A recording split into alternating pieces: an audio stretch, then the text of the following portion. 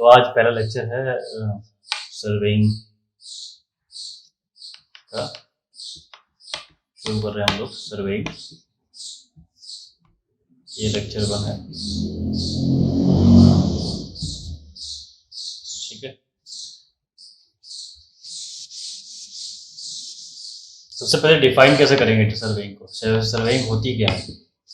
तो अगर डेफिनेशन पे जाएं तो it is an art of determining the relative position of points on, above or beneath the surface of Earth।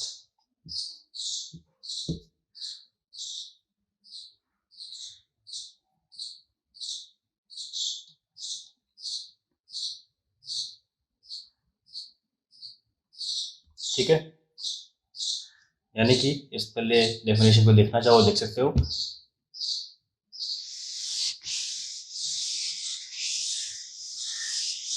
यानी कि अगर ये एक सरफेस है, अर्थ की सरफेस है, तो अर्थ के ऊपर कुछ पेड़ भी होंगे, कुछ घर भी होंगे,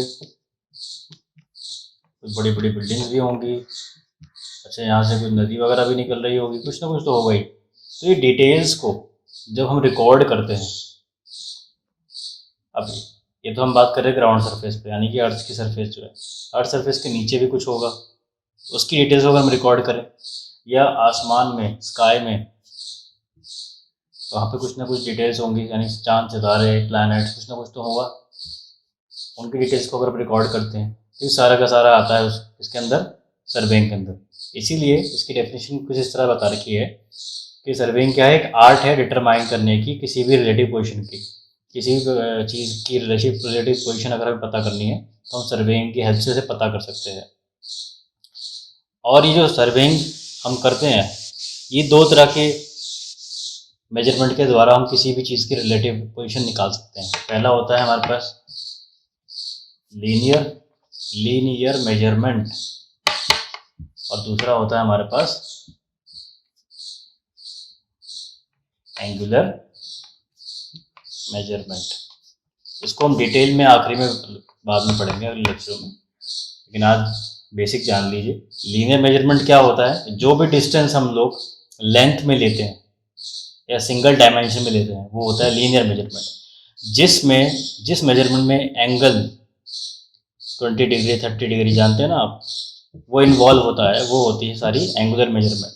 इन दोनों के हिसाब से, लीनियर मेजरमेंट और एंगुलर मेजरमेंट के बेसिस पे हम किसी भी व्यक्ति, चीज़ जो पृथ्वी पे है, पृथ्वी के नीचे है, या पृथ्वी के ऊपर यानी कि आसमान में है कहीं है, उनकी लोकेशन अगर हमें फाइंड आउट करनी है तो वो हम सर्वेइंग में हम लोग कर सकते हैं। किसके हेल्प से, लीनियर मेजरमेंट या फिर एंगुलर मेजरमेंट, या फिर दोनों की हेल्प से।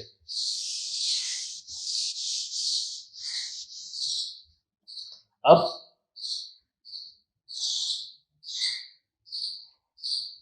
बात करें अगर सर्वेइंग बेसिकली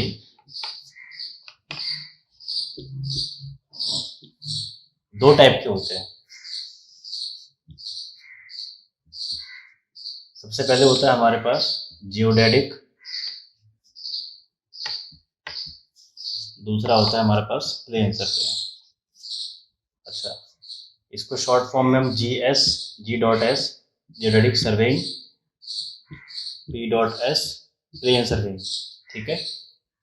दो तरह के सर्वेइंग होती है हमारे पास, जियोडेटिक और plane surveying, on the basis of curvature of earth. अब इसको समझने के लिए सबसे पहले ये देखो, अगर आपको स्क्रीन पे दिख रहा हो कि पृथ्वी इस तरह से होती है, कुछ सर्कुलर नहीं बोलते तो स्फेरिकल होती है। तो इसमें अगर हम इस जगह से खड़े होकर इस जगह पे देखें तो ये स्ट्रेट दिखाई देगा, ये बात मानते हो। लेकिन अगर हम यहाँ कहीं खड़े हैं, क्या हो गया इसको,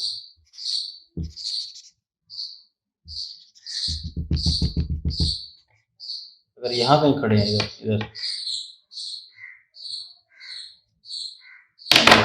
अगर यहाँ पे कहीं खड़े हैं और इधर देख रहे हैं, तो ये इधर पोर्शन जो है ना, अगर यहाँ वाले पोर्शन की बात करें, ये तो प्लेन सर्वेइंग का एग्जांपल हो गया जब छोटे डिस्टेंस के लिए बात कर रहे हैं, लेकिन अगर हम इतनी दूर पे खड़े हैं, कहीं एक पॉइंट यहाँ पे और एक पॉइंट यहाँ पे है, और हमने इस पॉइंट से इस पॉइंट की ओर देखना है, तो अगर इसको ए बोल लें और इसको बी बोल लें, तो ए से जब बी की तरफ हम देखेंगे तो ये कर्वेचर इफेक्ट जो है एक एरर बनाएगा, एरर पैदा करेगा। कैसे भाई, यहाँ पे जो बंदा खड़ा है उसकी आईज अगर यहाँ पे कहीं है, भाई यहाँ पे खड़ा है तो इस तरह से होगा ऐसे, और यहाँ पे जो खड़ा है वो इस तरह से होगा। तो जब ये ऐसे देखेगा स्ट्रेट, तो स्ट्रेट रेस दिखाएंगे जरा,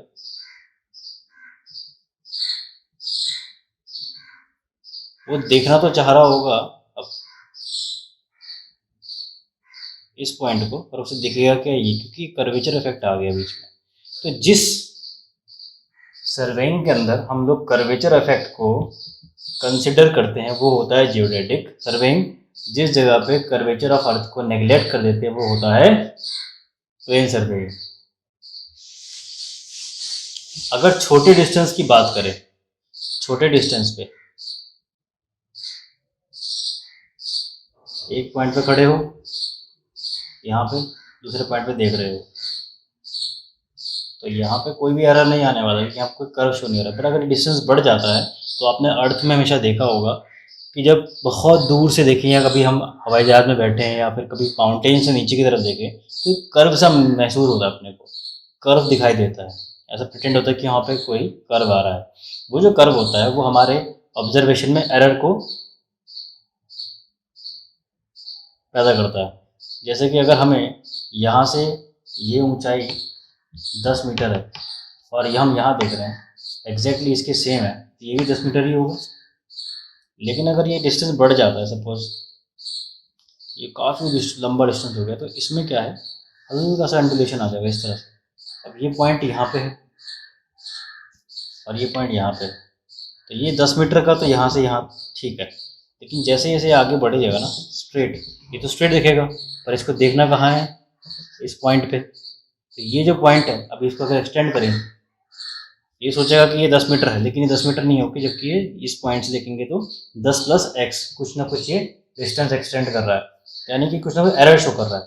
तो इस जब हम इस सर्वेइंग की बात करें, छोटे एरिया की बात करते हैं, तो हम लेकर चलते हैं प्लेन सर्वेइंग, और जब एरिया बड़ा हो जाता है तो वो होता है हमारा जियोडेटिक सर्वेइंग।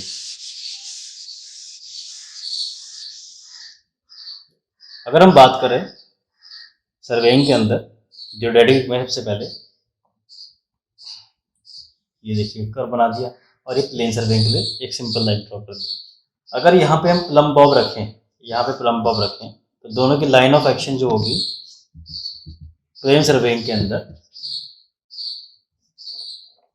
प्लेन सर्वेइंग के अंदर ये दोनों क्या होंगे, पैरेलल। ये वाली लाइन, लाइन ए और line of action of A point और line of action of B point जो होगी, ये पैरेलल होंगी। ठीक है। दूसरी बात, अगर हम बात करें, अगर जियोडेटिक सर्वेइंग में एक प्लम बॉब यहाँ रखा और एक प्लम बॉब यहाँ रखा, और दोनों की लाइन ऑफ एक्शन चेक करी, तो ये परपेंडिकुलरली कहीं ना कहीं बाइसेक्ट करेंगे। तो यही दूसरा पॉइंट निकल के आता है इसमें, कि जब हम two plumb bob lines at different places of earth, इसको अगर लिखना चाहो तो लिख सकते हो, two plumb bob lines at different places of earth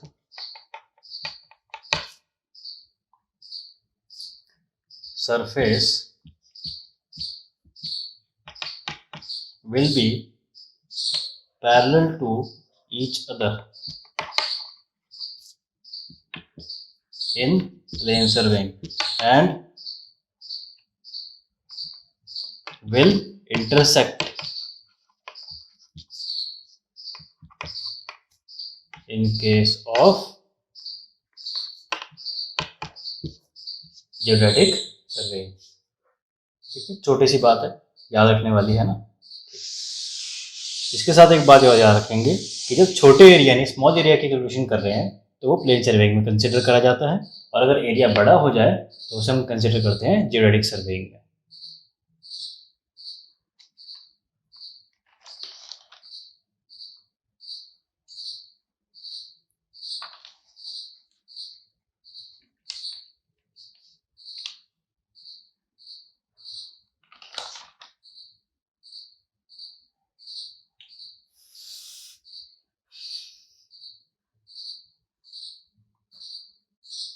ठीक है, अभी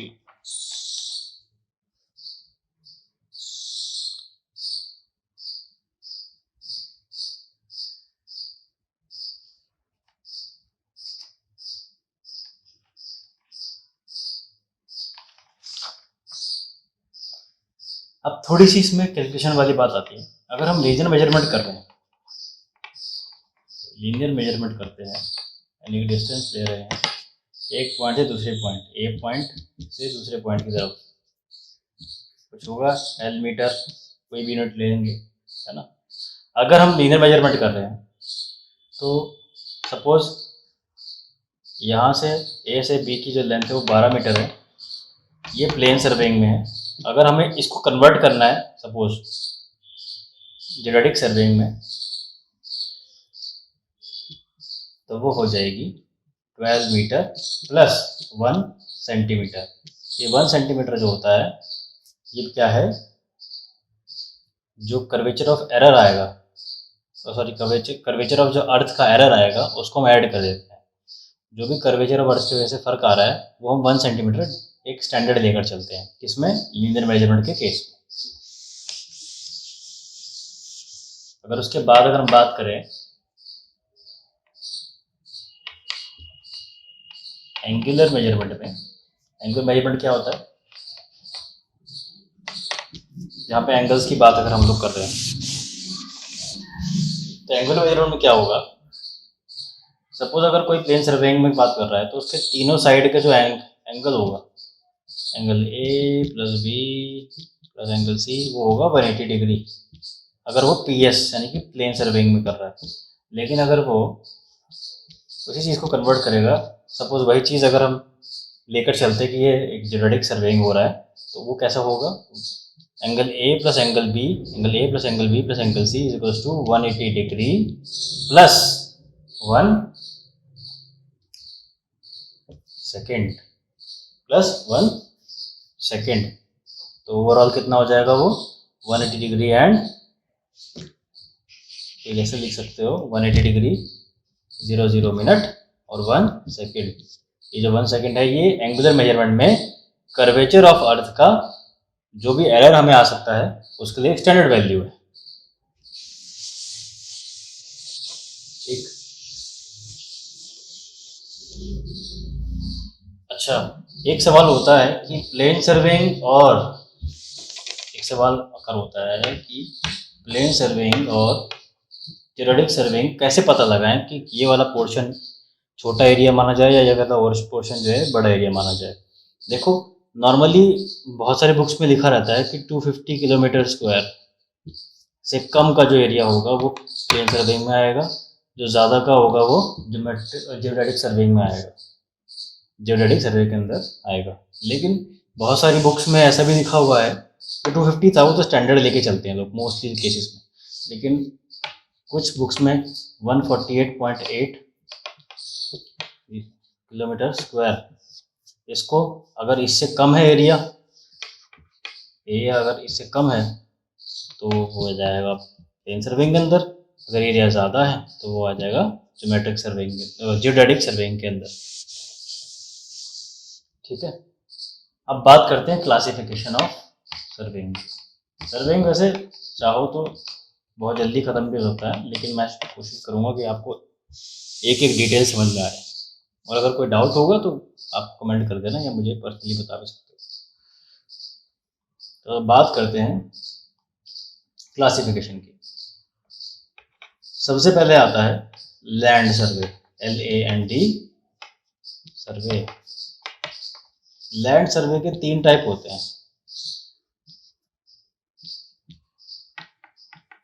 टोपोग्राफिकल सर्वे,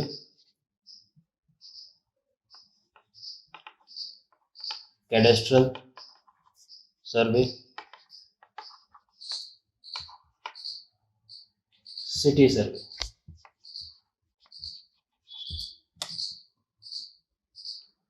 ठीक है, टोपोग्राफिकल सर्वे का मैं आपको मैप दिखा रहा हूँ। टोपोग्राफिकल सर्वे का जो ये मैप है ये आप देख रहे होंगे।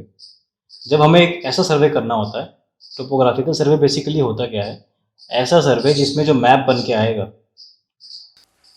उसमें क्या क्या होगा, डिटेल्स होंगी उस एरिया की, यानी कि उसमें रिवर्स, बिल्डिंग, साइज, एवरीथिंग, छोटी छोटी डिटेल्स सब कुछ इसमें होगा।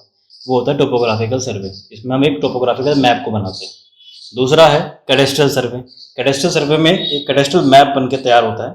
कैडेस्ट्रल मैप क्या होता है बेसिकली, जिसमें सिर्फ बाउंड्रीज होती हैं, यानी कि आउटर बाउंड्री, इनर बाउंड्री, उसमें कोई खास डिटेल नहीं होगी, सिर्फ बाउंड्रीज होगी जितने भी ऑब्जेक्ट है।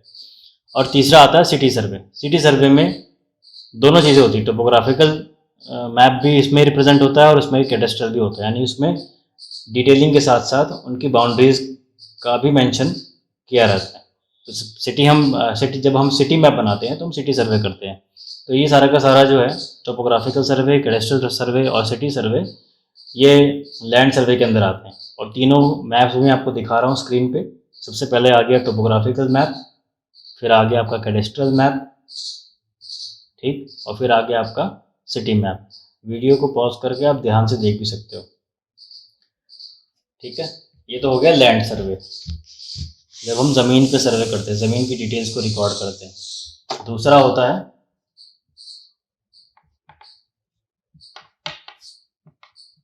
हाइड्रोग्राफिक सर्वे। ठीक है, हाइड्रोग्राफिक सर्वे बेसिकली क्या है, पानी या पानी के ऊपर या पानी के नीचे या ज़मीन के नीचे जो पानी है, ज़मीन है उसके नीचे अगर कोई पानी है, या नॉर्मली हम ओशियंस की बात करें, समुद्र की, तालाब की या रिवर्स की बात करें, उसके नीचे कितनी एक्वेटिक बॉडी रहती है, कौन से जीव जंतु रहते हैं, कौन से प्रकार की उसके नीचे सॉइल है, कौन से प्रकार का उसमें पत्थर पाया जाता है, क्या क्या चीज़ें अवेलेबल है पानी के नीचे, वो सारी डिटेलिंग को जब हम एक मैप में दिखाते हैं ना, तो उसे कहते हैं हाइड्रोग्राफिक सर्वे। हाइड्रोग्राफिक सर्वे में बहुत सारे हाइड्रोग्राफिक इंस्ट्रूमेंट यूज़ होते हैं। इसमें से छोटा सा मैं आपको बताता हूँ, सोनार। सोनार क्या होता है, छोटा सा है, और भी बहुत सारे इंस्ट्रूमेंट होते हैं, जब इसको डिटेल में पढ़ेंगे तब बताएंगे। तो हाइड्रोग्राफिक सर्वे में बेसिकली क्या है, अगर जैसे ये ओशियन सब एक समुद्र है और अगर जहाज ऊपर ऐसे तैर रहा है और नीचे यहाँ पे कुछ पत्थर वगैरह है, यहाँ पे कोई टूटा हुआ जहाज है मान लो, या कोई बॉडी तैर रही है, तो यहाँ सोनार क्या होता है, एक तरह की वो अल्ट्रासोनिक एक तरह की फ्रीक्वेंसी भेजता है। ये फ्रीक्वेंसी उससे टकराती है, वो वापस आती है, तो इस तरह का ये फ्रीक्वेंसी जहाँ जहाँ टकराती है तो वे शिप में लगे हुए सिस्टम में इसको बता देती है कि नीचे एक ऐसी चीज़ मौजूद है जिसका इस तरह का डायमेंशन है। तो इसकी सहायता से हम क्या करते हैं, इसको रिकॉर्ड कर लेते हैं इसके डायमेंशन को, और उसको फिर मैप में प्लॉट कर देते हैं कुछ इस तरह से कि सपोज़ ये ओशन, कोई सा भी ओशन का एक रेंज बता दिया कि ये इस एरिया से इस एरिया का ओशन है और यहाँ पे इस जगह पे ये चीज़ मौजूद है। इसको हाइड्रोग्राफिक सर्वे को या हाइड्रोग्राफिक मैप को नेवल जो फोर्स होती है, नेवी फोर्स होती है, वो भी फॉलो करती है। जब उन्हें किसी जगह पे अटैक करना होता है या कहीं जाना होता है एक जगह से दूसरी जगह, तो वहाँ पे वो अपने मैप का ही इस्तेमाल करती है और वो मैप बनाते हैं वो हाइड्रोग्राफिक सर्वे से। तीसरा इसके बाद आता है एस्ट्रोनॉमिकल सर्वे। एस्ट्रोनॉमिकल सर्वे क्या होता है, जो भी चीज़ें पृथ्वी के सरफेस के ऊपर है, यानी स्पेस हो गया या फिर कोई भी लेयर होगी हमारी, जो पृथ्वी की लेयर, पृथ्वी की सरफेस जो होती है हमारी अर्थ सरफेस, उसके ऊपर जो भी चीज़ें मौजूद हैं उनकी डिटेलिंग अगर जब हम एक मैप में प्लॉट करते हैं या उसकी डिटेलिंग को रिकॉर्ड करके रिप्रेजेंट करते हैं, तो वो जो सर्वे होता है उसे हम कहते हैं एस्ट्रोनॉमिकल सर्वे। यानी कि मोटा मोटा तुम्हें बताएं तो जो आसमान में चांद सितारे होते हैं तो उनकी लोकेशन कितनी दूर है, कितने अर्थ के रेफरेंस में, कितनी डिस्टेंस पे है और कितने एंगल पे है, उनकी लोकेशन फाइंड आउट करना और कितने टाइम, क्योंकि अगर हमें डिस्टेंस मालूम होगा, डायरेक्शन मालूम होगी, तो हम वहाँ कभी पहुँच भी सकते हैं और हम ये भी पता लगा सकते हैं कि कितनी देर हमको लगेगी वहाँ पहुँचने में। तो ये एस्ट्रोनॉमिकल सर्वे में किया जाता है। हालांकि हमारे सिलेबस का पार्ट नहीं, लेकिन अगर आप लोगों को लगेगा तो इसे भी हम बता देंगे।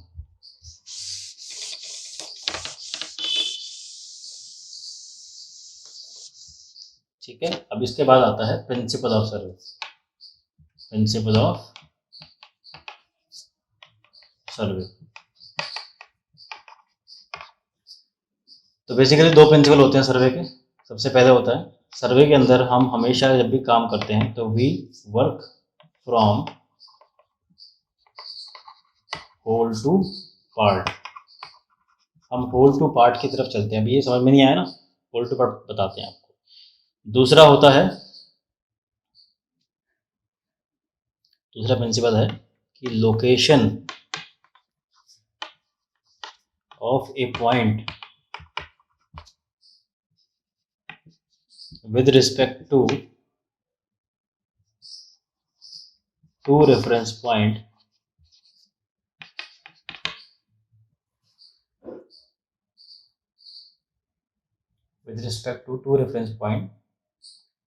can be calculated। ठीक है, दोनों पॉइंट्स में जाते हैं। सबसे दो प्रिंसिपल हो गए, ये तो क्लियर हो गया ना। पहला प्रिंसिपल होता है working from whole to part, दूसरा होता है location of A point with respect to two reference point can be find out. हम एक पॉइंट की लोकेशन फाइंड आउट कर सकते हैं दो रेफरेंस पॉइंट से। प्रिंसिपल को जरा एक बार समझते हैं। पहला प्रिंसिपल क्या बोलता है, working from whole to part ना। इसका मतलब क्या होता है, देखो एक ये बड़ा एरिया है, ठीक है। क्या करते हैं हम प्रिंसिपल के अकॉर्डिंग, हम सबसे पहले बाहरी एरिया को मेजर करते हैं, ठीक है। और उसके बाद इस पूरे एरिया को छोटे छोटे डिवीजन में हम लोग बांट देंगे, कैसे भी बांट दो। और फिर हर पोर्शन का हम लोग अलग से सर्वे करेंगे। इसे कहते हैं होल टू पार्ट, ठीक है। अब ऐसा क्यों किया जाता है, ठीक है, चेक करो, देखते हैं। अगर मान लो इस पूरे एरिया इस पूरे बाउंड्री का जो लेंथ है वो सपोज 12 किलोमीटर आता है, ठीक है, आता है। लेकिन वो और उसके बाद अगर हम अंदर चलते हैं, छोटे छोटे जो पार्ट बनाए हुए उनका सर्वे करते हैं, तो अगर इस वाली रीडिंग में जो हमने पहले निकाली है 12 किलोमीटर, इसकी लेंथ, ये जो चारों तरफ से इसका सरकमफ्रेंस लगा लो, इसका पैरामीटर लगा लो चाहे तो, सरकमफ्रेंस तो हो नहीं पाएगा उसका। अगर जो 12 किलोमीटर पैरामीटर आता है, अगर इसमें कुछ एरर है, यानी कि सपोज ये 11.9 है, ये प्रॉपर 12 नहीं है, जो भी इसमें एरर आएगा, अगर वो पार्ट बाय पार्ट हम करेंगे, अंदर की तरफ जाएंगे, तो ओवरऑल जो एरर टोटल का है उससे अंदर जो एरर आएगा वो कम आएगा, ठीक है। अगर बाहर वाली वैल्यू में, बड़ी वाली वैल्यू में एरर है, तो छोटी वाली वैल्यू में एरर तो आएगा पर कम आएगा। पर उसके उल्टा अगर हम चलें, सपोज प्रिंसिपल के ऑपोजिट अगर हम काम करें कि पहले ही हमने छोटे छोटे पार्ट में बांट दिया और छोटे छोटे पार्ट को हम मेजर करने लग गए, हर पार्ट में कहीं ना कहीं एरर आता रहेगा, और जैसे जैसे एरर आता रहेगा साइज बढ़ता जाएगा, एरर भी बढ़ता जाएगा। तो इसीलिए कोशिश करते हैं कि बड़े पार्ट को पहले मेजर करें। अगर उसमें एरर आता है बाई चांस भी, तो छोटे पार्ट में इतना इफेक्ट नहीं पड़ेगा। लेकिन अगर छोटे पार्ट को हमने गलत मेजर कर लिया, तो जब बड़े पार्ट की तरफ जाएगा तो इसका एरर बढ़ता चले जाएगा, तो मैग्नीट्यूड जो होगा एरर का बढ़ता चले जाएगा। सपोज ये वाला जो इसका पैरामीटर है, सपोज ये 6 किलोमीटर है, हमने मेजर कर दिया, जबकि एक्चुअली में कितना था, ये 5.6 किलोमीटर हमने मेजर कर दिया इस वाले एरिया को। ये जो इसका पूरा पैरामीटर जो है 6 किलोमीटर है, लेकिन एक्चुअली में कितना निकला, ये बाद में चेक करने के बाद पता लगा कि गलती हुई और ये 5.8 किलोमीटर था। तो जो पॉइंट यानी 200 मीटर का जो फर्क आ गया, ये ओवरऑल में इतना ज़्यादा इफेक्ट दे देगा, क्योंकि जब 200 मीटर यहाँ फर्क आ गया तो यहाँ पे कुछ चेंज हो रहा होगा, यहाँ पे चेंज होगा, यहाँ पे हर जगह, और ओवरऑल ये पूरी डायमेंशन को ख़राब कर देगा और हमारा प्लान जो है प्रॉपरली एग्जीक्यूट नहीं हो पाएगा। इसीलिए पहला प्रिंसिपल ही बोलता है कि पहले ओवरऑल बड़े साइज को कवर करो, उसको मेजरमेंट लो, देन छोटे पे जाओ, उसको पार्ट बाय पार्ट डिवाइड करके। अगर कुछ एरर होगा बड़े पार्ट की तरफ तो वो डिवाइड हो जाएगा, छोटा छोटा हो जाएगा, ज़्यादा इफेक्ट नहीं पड़ेगा। हम उसे नेग्लेक्ट या फिर बाद में हम उसको चेंजेस भी कर सकते हैं। लेकिन अगर छोटे में एरर आ गए तो बड़े में जाते जाते बहुत बड़ा एरर हो जाएगा और हमारी पूरी रीडिंग गड़बड़ा जाएगी। और सर्वेइंग में रीडिंग ही मेन होती है। अगर आपकी सर्वेइंग करते समय रीडिंग डिटेल्स जो आपने ली है उसकी मेजरमेंट अगर गलत ले ली तो पूरा मैप गलत बन जाएगा, पूरी प्रेजेंटेशन खराब हो जाएगी आपकी। दूसरा पॉइंट क्या बोलता है, दूसरा पॉइंट बोलता है कि location of A point with respect to two references, दो रेफरेंस पॉइंट, यानी कि दो रेफरेंस पॉइंट ले लो भाई, ए और बी। इन दो रेफरेंस पॉइंट के बेसिस पे हम तीसरे पॉइंट को निकाल सकते हैं, इसकी लोकेशन। कैसे निकालेंगे, देखो ए से सी की तरफ एक हमने इंची टेप लेके डिस्टेंस नाप लिया, बी से सी भी नाप लिया डिस्टेंस, ठीक है। अब ये दो तो फिक्स पॉइंट हो गए ना, ये दो जो फिक्स पॉइंट हो गए, रेफरेंस पॉइंट जो हो गए हमारे, ये फिक्स है रेफरेंस पॉइंट। ए से सी तक की एक्स मीटर की दूरी हो गई और बी से सी तक की वाई मीटर की दूरी हो गई। कुछ भी ले लो, एक्स वाई समझ में नहीं आता, अगर दिमाग में फंसता नहीं है एक्स वाई, हटाओ इसे, ये लिख दियो कि ये है सपोज 10 मीटर और ये जो है यहाँ से जो है ये कितना है 8 मीटर। तो हम ये बोल सकते हैं कि ए से अगर हम 10 मीटर जाएं तो सी डायरेक्शन पे, और बी से 8 मीटर जाएं तो सी डायरेक्शन पे हम पहुँचेंगे, सी पॉइंट पे पहुँचेंगे। लेकिन एक चीज़ अभी भी कमी है इसमें, वो क्या है, एंगल। ए से कितने एंगल पे मुड़े 10 मीटर और बी से कितने एंगल पे हम मुड़े 8 मीटर, कि हम यहाँ पहुँच जाएं। तो देखो होता क्या है, नॉर्थ सभी का फिक्स होता है, ये बात याद रखना। सपोज नॉर्थ यहाँ पे अगर, तो यहाँ ये बताएंगे और नॉर्थ से एंगल ले लेंगे हम लोग। तो जिस तरह से ये अगर नॉर्थ ईस्ट का दोनों का ये हो गया, नॉर्थ से अगर इतना एंगल पे एक्स एंगल पे और बी से वाई एंगल पे अगर हम 10 मीटर जाते हैं और 8 मीटर जाते हैं तो हम सी पॉइंट को लोकेट कर सकते हैं। तो यानी कि हम बता सकते हैं कि जो सी पॉइंट है इसकी जो लोकेशन है कैसे बताई जाएगी कि ये ए से इतने एंगल पे एंड इतनी दूरी पे मौजूद है। यानी 10 मीटर अगर इतने एंगल पे चलोगे ए से, ए के नॉर्थ से अगर इतने एंगल पे जाओगे तो आप सी पॉइंट पे पहुंच जाओगे। इस तरह से आप जो है दो रेफरेंस पॉइंट की मदद से तीसरे पॉइंट को निकाल सकते हो। ये बताना चाह रहा है दूसरा प्रिंसिपल, और ये सर्वेइंग में इस्तेमाल होता ही होता है, लेकिन इसके तरीके अलग अलग होते हैं। अभी तो देखते जाओ, इसको आप चेन सर्वे से भी निकाल सकते हो। सब बाद में बताएंगे आपको आने वाले लेक्चर्स में क्या होती हैं चीज़ें, ठीक है। चेन सर्वे से भी निकाल सकते हो, कंपास से भी कैलकुलेट कर सकते हो, ऑफसेट से कर सकते हो, और चौथा हमारे पास जो है वो है ट्रैवर्स, ट्रैवर्स से भी कर सकते हो। तो ये चार तरीके हैं जिनसे आप जो है दो रेफरेंस पॉइंट की मदद से तीसरे को निकाल सकते हो। तो ये तो हो गया प्रिंसिपल ऑफ सर्वे, ठीक।